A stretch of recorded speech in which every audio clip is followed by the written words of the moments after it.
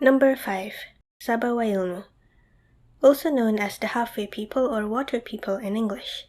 They are exactly like mermaids with the upper bodies of a human's with a fish tail. They were described as having pale, scaly skin, beautiful, has big black eyes, and long hair. They mostly just mind their own business, singing and having a merry time without a care in the world, or a kind-hearted creature that helps humans. They have some power over water and could create waves when needed. Like most mermaid stories around the world, or should I say most stories of beautiful female creatures around the world, men would likely want to be with them and, you know what I mean, have kids with them. Some used force, some love was mutual, while some was unrequited. For me, the first one especially is quite heartbreaking.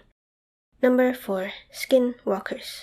From the Navajo legend, they are almost the same as wizards and witches like in Harry Potter, but the skinwalkers are specifically evil and of course carries no wands. The skinwalkers are those who practiced magic like the shaman or medicine man, whichever you want to call it, and has reached the highest of their abilities. Usually those who want more power are the ones that turn into these skinwalkers. This is because there is a taboo procedure in attaining the power of a skinwalker, that is, to kill their closest family member. As a skinwalker, they can transform into any animal they want, and rather than healing magic, they have more battle magic, anything to kill people. It's also said the transformation to a skinwalker was once only used during desperate times to protect the tribe against enemies because of the sacrificial taboo. But like most powers, the power was then abused by those who are power-hungry and those who are just plain evil. So the traits of a skinwalker is like this. When in human form, they usually wear a pelt of predator animals such as bears, coyotes, cougars, and their eyes would glow when lights are shown on them, just like an animal's. In animal form, they would look like any animal they transform into, but their eyes will not glow as an animal's would. Number 3. Deer Woman. The Deer Woman or Deer Lady is a spirit that can shapeshift. There are two conceptions about the Deer Lady.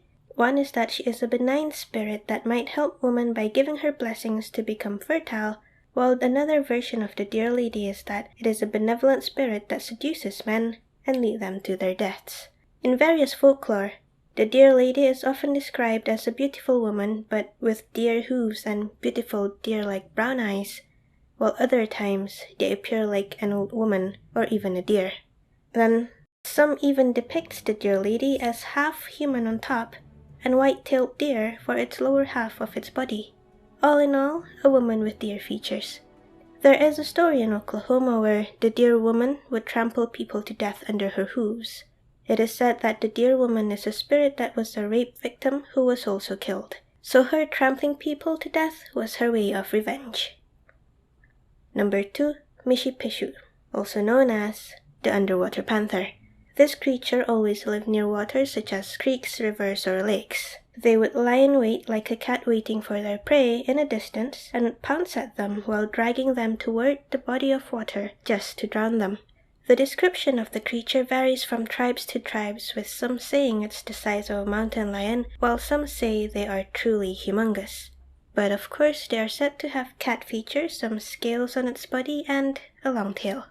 Other than dragging people to drown, the panther is said to be quite magical, being able to control storms and water flows at their will. So while it's mostly malicious, if you get on their good side, it is said that it will protect and help those in its domain. Number 1. Rolling Heads. These are man-eating monsters. They appear to be heads rolling on the ground and sometimes can even fly, but really mostly just rolling on the ground and maybe even bouncing on the ground. They are said to either be a victim of a violent murder which rose from the dead in seeking of revenge, or they become these rolling heads when cannibalism is involved, either their own flesh that's being eaten or others. There's a few stories of the rolling heads, and one of them goes like this. Long ago, in a village near a river, there was a young girl who had just reached puberty, so her parents were planning to have a puberty dance, which is a coming-of-age ceremony for girls. Anyways, the father of the child was the chief of the village and asked the villager's woman to go and strip some bark of the maple tree to make a maple bark apron. "But don't take my daughter with you," he said. "Go secretly," he said. So the next morning, They went out really early without telling the girl, but the girl woke up early as well, and actually followed them secretly from behind. Seeing the others stripping the bark, she followed suit. The others were surprised that she was there, but she was already there, so might as well just leave her be. This is when she accidentally pricked her little finger and the blood just won't stop. Worried that the chief might be angry, everyone ran back to the village to get help. The chief saw what happened and became tense. She was then asked to stay at home until the bleeding stops, because it's just a prick on her little finger. Or is it just a prick on her little finger? The girl kept on sucking on her fingers as if to lick her wounds. She did it until the sun sets, and the more she sucks on it, the more she likes it. She likes it so much, she bit her little finger off and ate it. Then she went on to eat her whole body, leaving just her head.